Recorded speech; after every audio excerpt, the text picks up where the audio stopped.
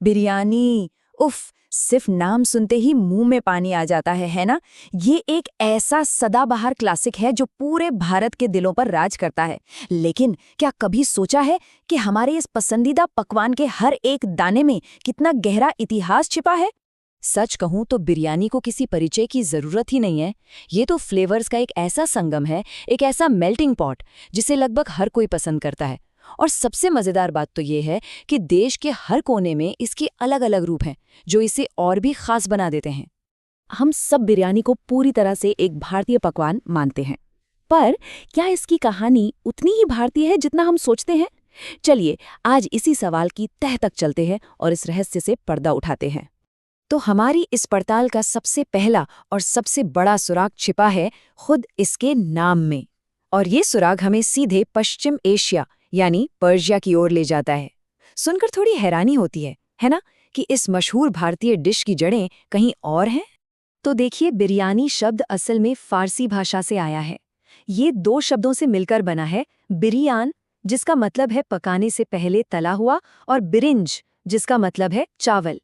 तो यहीं से ये बात साफ हो जाती है कि इसकी शुरुआत कहीं और हुई थी।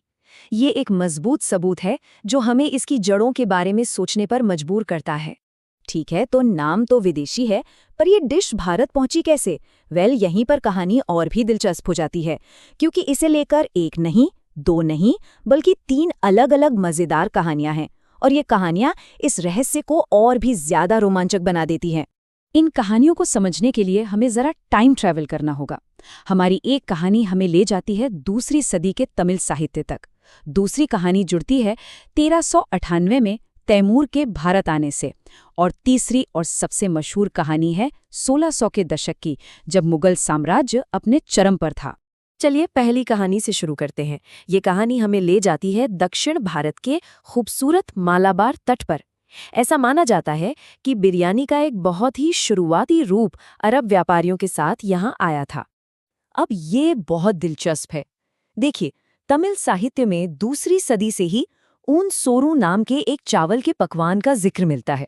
सोचिए, इसमें चावल, घी, मांस, हल्दी, धनिया, काली मिर्च और तेज पत्ता जैसी चीजें होती थीं, और इसे खास तौर पर सैनिकों को खिलाने के लिए बनाया जाता था। सुनने में ये आज की बिरयानी जैसा ही लगता है ना? तो क्या ये बिरयानी का सबसे पुराना रूप हो सकता है? सोचने वाली बात है। चलिए अब व्यापारियों से हटकर योद्धाओं की दुनिया में चलते हैं। हमारी दूसरी कहानी जुड़ी है एक योद्धा के भोजन से, और ये कहानी है तुर्क मंगोल विजेता तैमूर और उसकी विशाल सेना के बारे में। इस थ्योरी के मुताबिक 1398 में जब तैमूर भारत आया तो उसकी सेना के लिए एक खास तरह का खाना बनता था। एक मिट्टी के बड़े से बर्तन में चावल, मसाले और उस समय जो भी मांस मिलता था उसे भर के एक गर्म गड्ढे में दबा दिया जाता था। ये धीरे धीरे अपने ही दम पर पकता था और सैनिकों के लिए एक भरपूर पौष्टिक खाना तैयार हो जाता था। और अब आती है तीसरी और शायद सबसे मशहूर कहानी, जो हमें सीधे मुगल काल में ले जाती है। इसका क्रेडिट दिया जाता है मुगल रानी मुमताज महल को। जी हाँ, वही मुमताज महल जिनके लिए ताजमहल बना। कहानी कुछ यूं है कि एक बार जब मुमताज महल ने सेना की बैरकों का दौरा किया तो उन्होंने देखा कि सैनिक काफी कमजोर और कुपोषित लग रहे थे। ये देखकर उन्होंने शाही बावर्ची को आदेश दिया कि मांस और चावल को मिलाकर एक ऐसा संतुलित और जायकेदार पकवान बनाओ जिससे सैनिकों को पूरी ताकत मिले। और नतीजा थी हमारी आज की बिरयानी, जिसमें चावल को पहले घी में तला जाता था और फिर उसमें मांस, केसर और ढेर सारे सुगंधित मसाले मिलाकर पकाया जाता था। तो देखिए, जन्म की कहानियां चाहे जो भी हों, व्यापारियों की देन हो, योद्धाओं का खाना हो या एक रानी की फिक्र, एक बात तो बिल्कुल तय है, बिरयानी को इसकी असली शक्ल और इसका शाही अंदाज मिला भारत के शाही बावर्ची खानों में। यह युद्ध के मैदान के एक सादे से खाने से निकलकर शानदार दावतों की शान बन गई।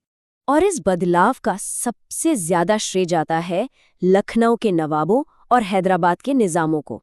इन दोनों ही जगहों पर बिरयानी को एक कला की तरह देखा गया। उनके शाही बावर्ची अपने अपने खास अंदाज की बिरयानी बनाने के लिए दुनिया भर में मशहूर हुए, और उन्हीं के बदौलत आज लखनवी और हैदराबादी बिरयानी पूरे देश में इतनी पॉपुलर है।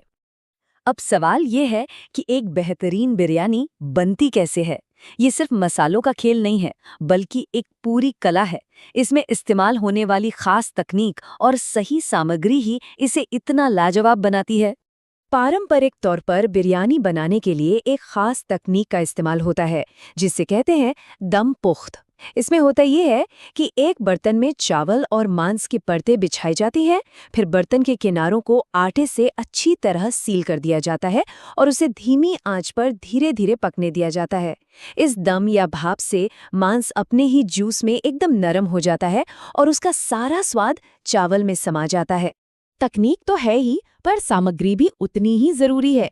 कुछ बिरयानी में गिने चुने मसाले होते हैं, तो कुछ में 15 से भी ज्यादा। प्रोटीन में मीट और चिकन तो आम है ही, लेकिन तटीय इलाकों में मछली और झींगे भी इस्तेमाल होते हैं। और हाँ, वो शाही खुशबू, वो आती है गुलाब जल, मीठे इत्र और केवड़ा जल जैसी चीजों से, जो इसे एक अलग ही लेवल पर ले जाती हैं। तो इस पूरी दिलचस्प यात्रा के बाद आखिर हम किस नतीजे पर पहुंचते हैं? बिरयानी की कहानी असल में हमें क्या बताती है? सच तो ये है कि बिरयानी की असली कहानी एक संगम की कहानी है, एक ऐसे पकवान की जो शायद पर्शिया से शुरू हुआ, मध्य एशिया के योद्धाओं और अरब व्यापारियों के जरिए भारत पहुंचा और फिर यहाँ के शाही बावर्ची खानों में इसे एक नया शानदार रूप मिला। ये सिर्फ एक डिश नहीं है, बल्कि अलग अलग संस्कृतियों के मेल का एक जिंदा और जायकेदार प्रतीक है। तो अगली बार जब भी आप बिरयानी का मजा ले, तो एक पल के लिए जरूर सोचिएगा इसके स्वाद के पीछे छिपे इतिहास के बारे में। और सिर्फ बिरयानी ही क्यों, क्या पता आपके खाने की हर प्लेट अपने अंदर कौन कौन सी दिलचस्प कहानियां छिपाए हुए।